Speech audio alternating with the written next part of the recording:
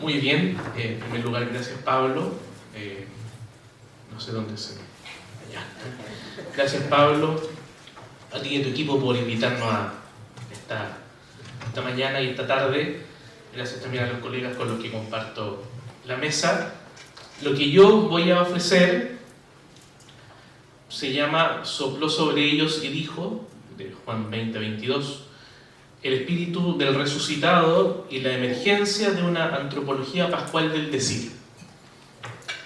Este tema yo lo enmarco desde un desarrollo previo, que fue la tesis doctoral, donde yo trabajé el tema de la resurrección de Jesús, el tema de la Pascua, pero esa tesis trabajó a un teólogo español, Juan Alfaro, pero fueron las lecturas y las investigaciones, digamos, complementarias de la investigación, que me permiten ahora seguir profundizando, y ese es mi interés, en otras perspectivas sobre la Pascua y la misma resurrección. Y es desde ahí desde donde propongo la siguiente hipótesis de lectura. Tenemos que ver si al final se cumple o no.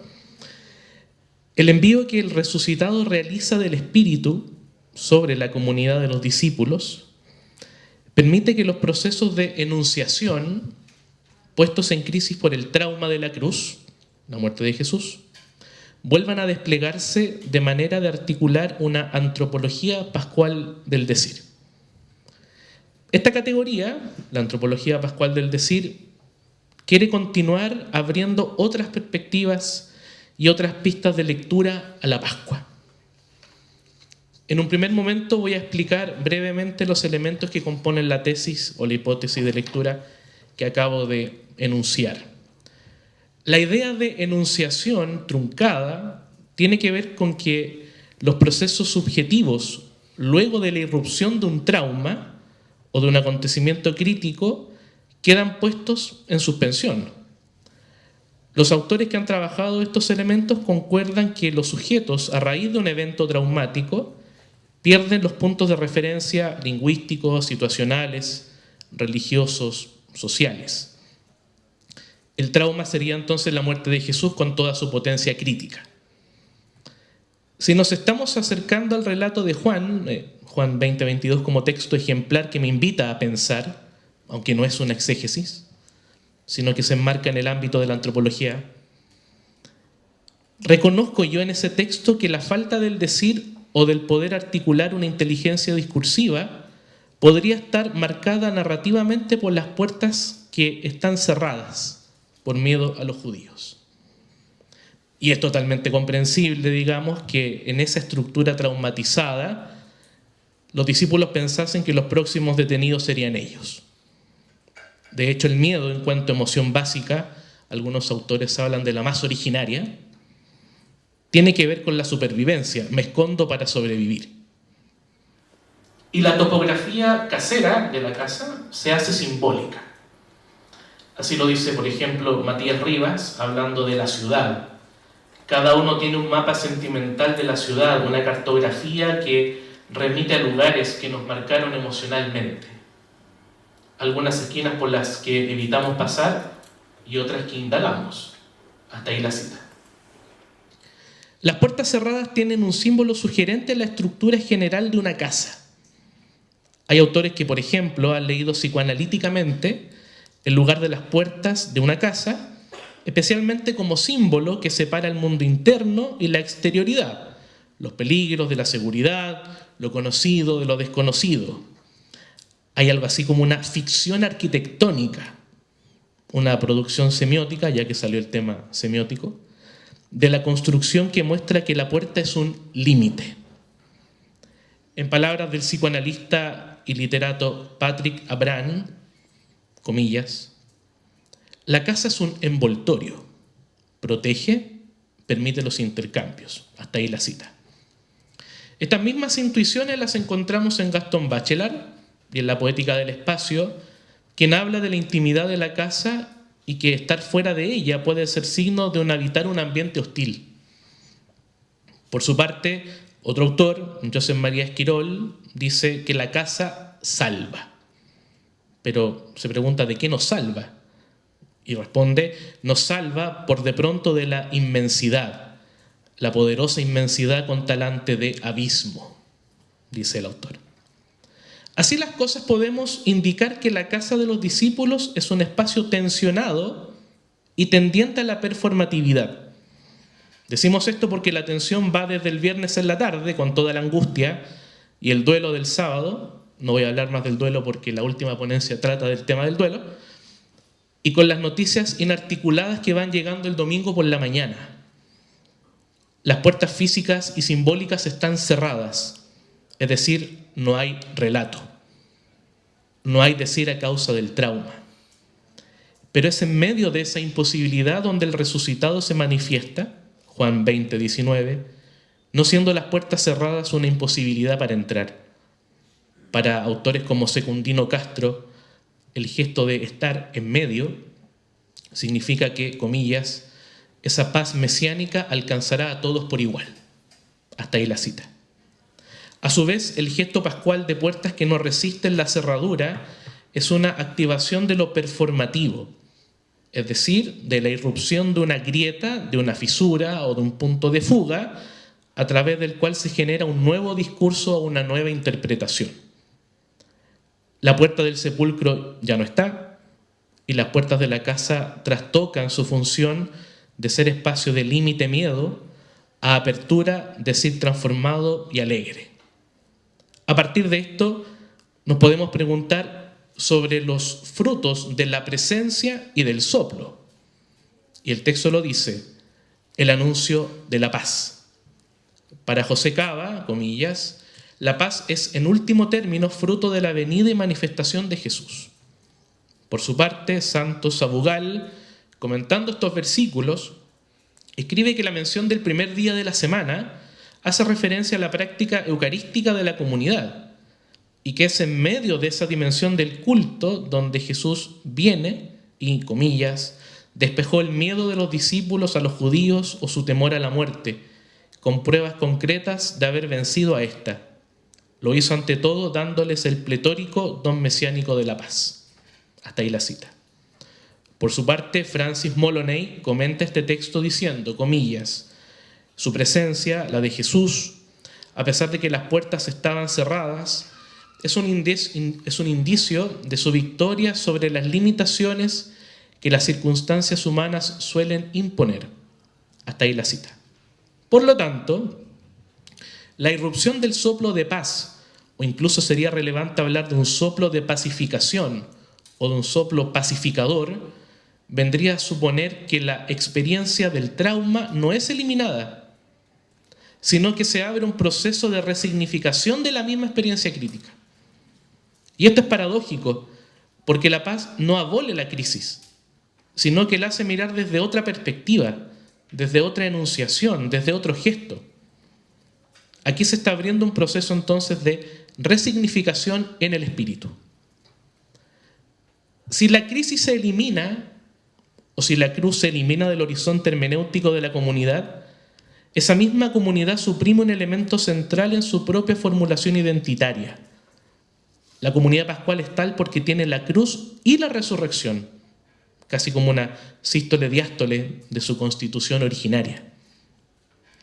En esto vale la recuperación de lo anotado por autores como Joseph Oriol Tuñí cuando comenta Juan 20 y dice que la Pascua muestra una antropología muy integrada que une la cruz y la resurrección. En sus palabras, es una antropología que ciertamente incluye la muerte, pero que sin embargo va más allá de la muerte, es decir, una antropología que pasa por la muerte y llega a la plenitud de la vida. Hasta ahí la cita. El siguiente momento va a profundizar en esto de la antropología pascual que se enunció en lo anterior como fruto del Espíritu.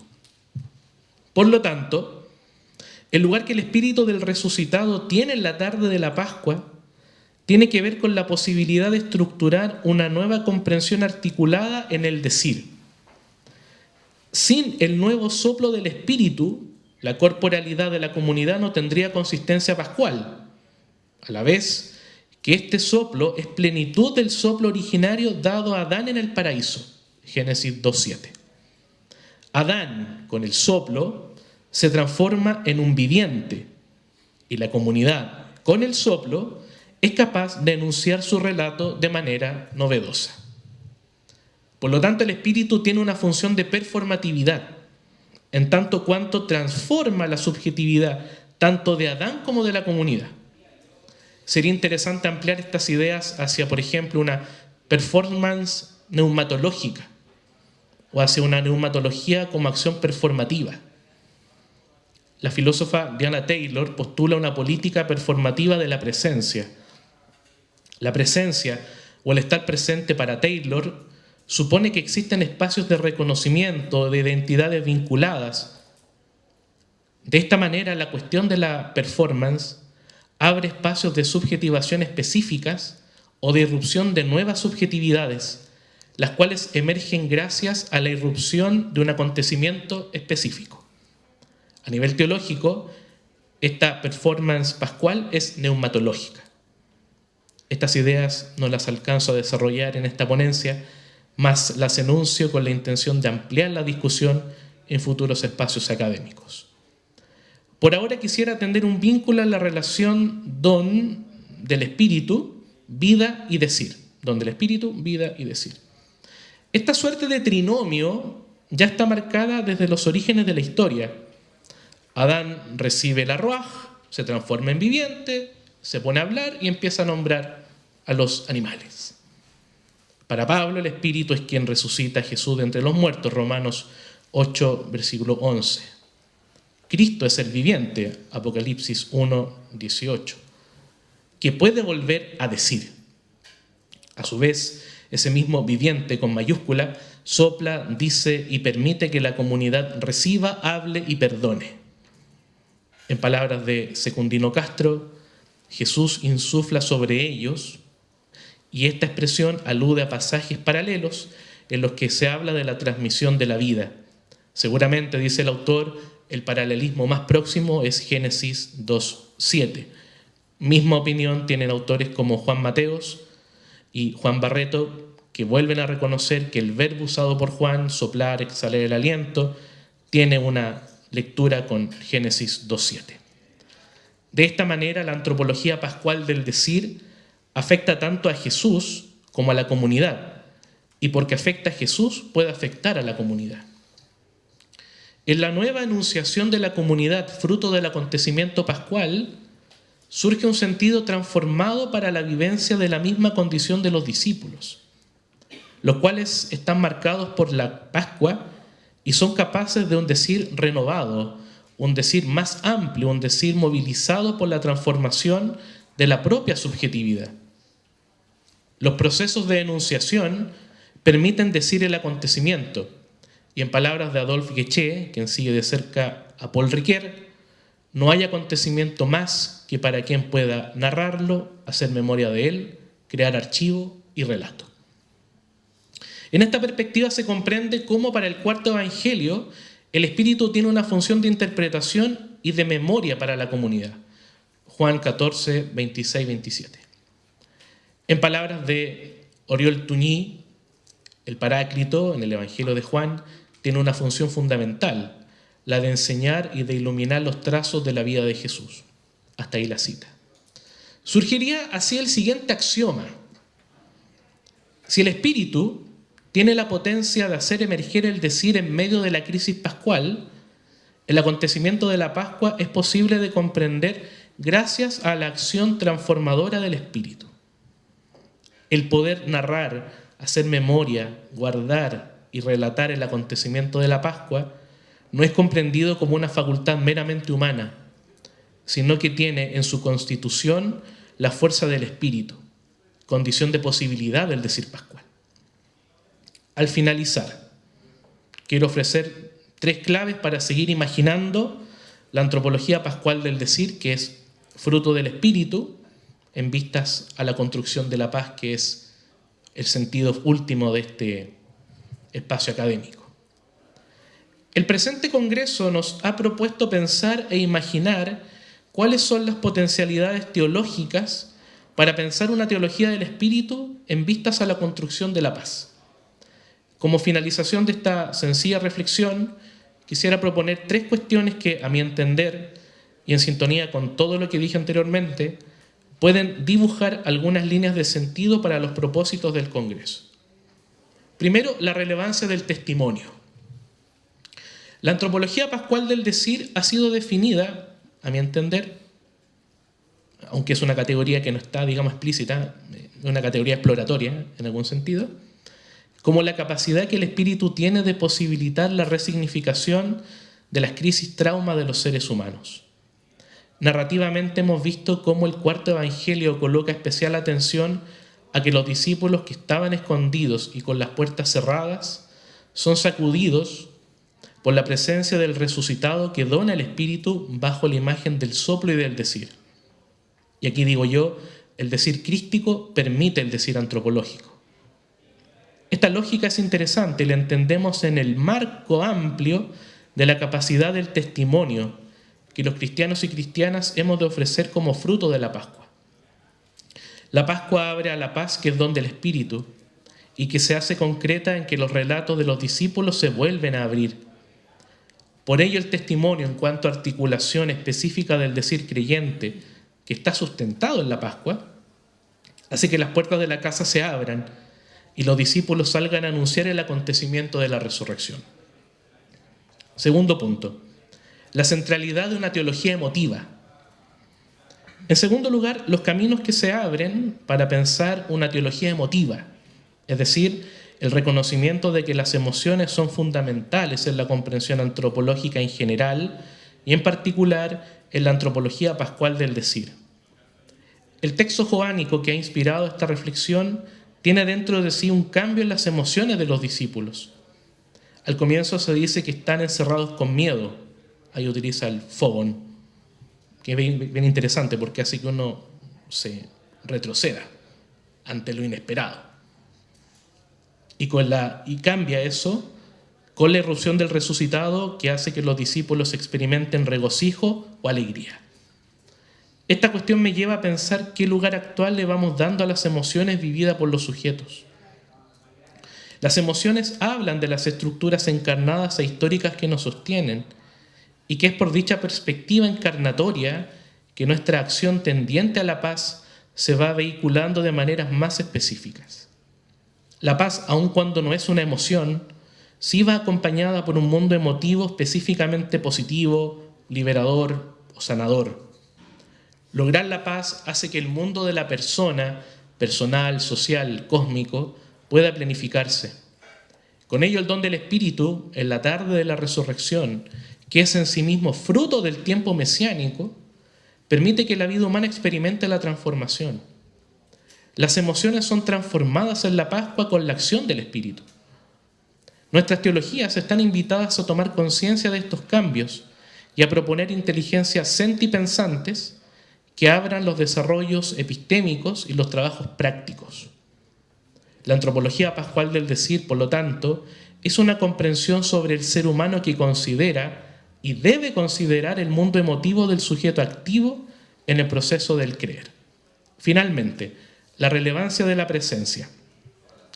En tercer lugar, y finalizando estas reflexiones, volver a proponer la cuestión de que la lógica de la presencia del resucitado en medio de la comunidad permite comprender que ese estar presente, el hacer presencia o el transformarnos gracias a la presencia de otros, constituye formas particulares a través de las cuales la paz como proyecto se va desplegando.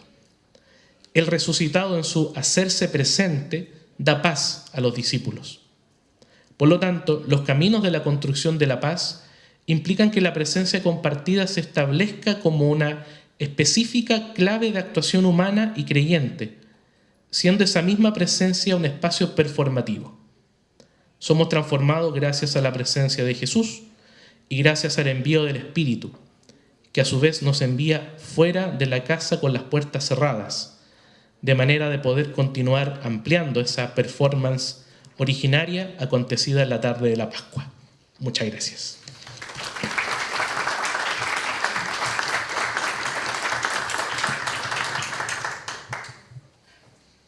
En honor al tiempo, para dejarle a Franco, hagamos 2 preguntas para que las responda en conjunto. Ignacio.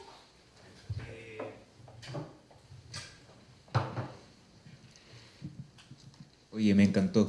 Gracias como por la oportunidad. Intentó ser lo más poética posible. Se notó mucho y se agradece.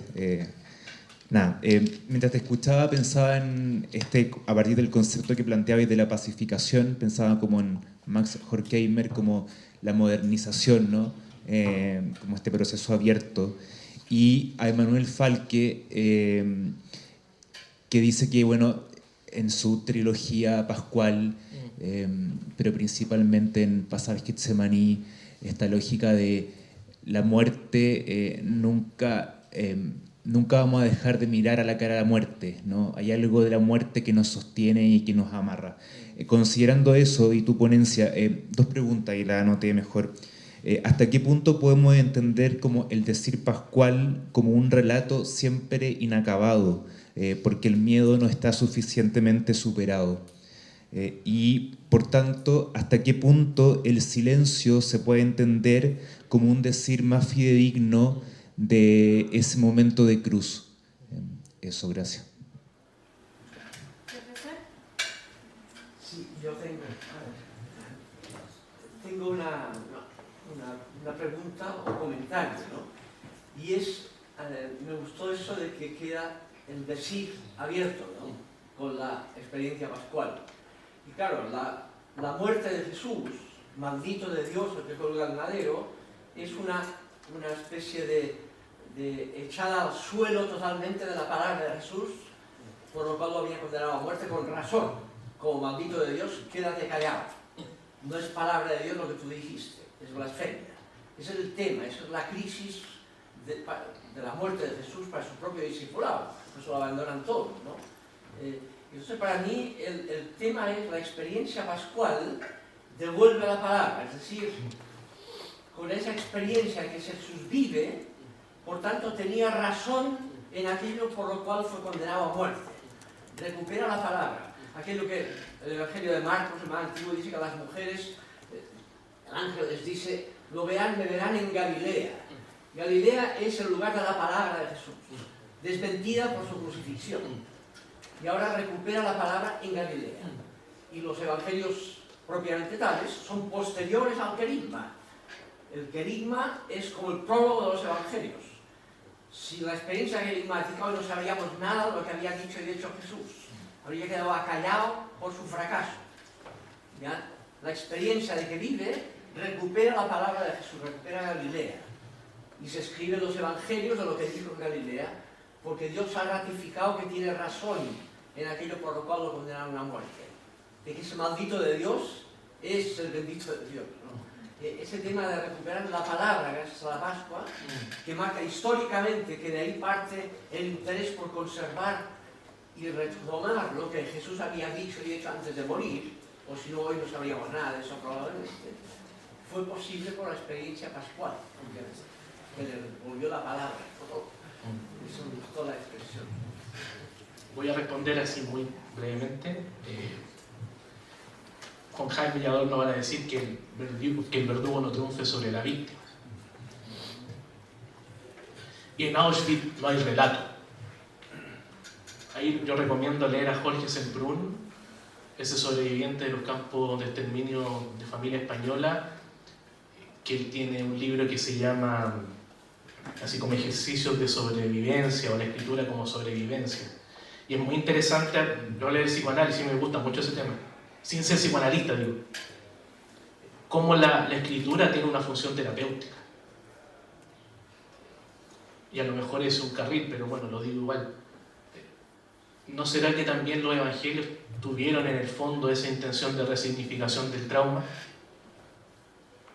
Porque evidentemente el trauma no se quita, o sea, Jesús muestra las heridas cuando llegan.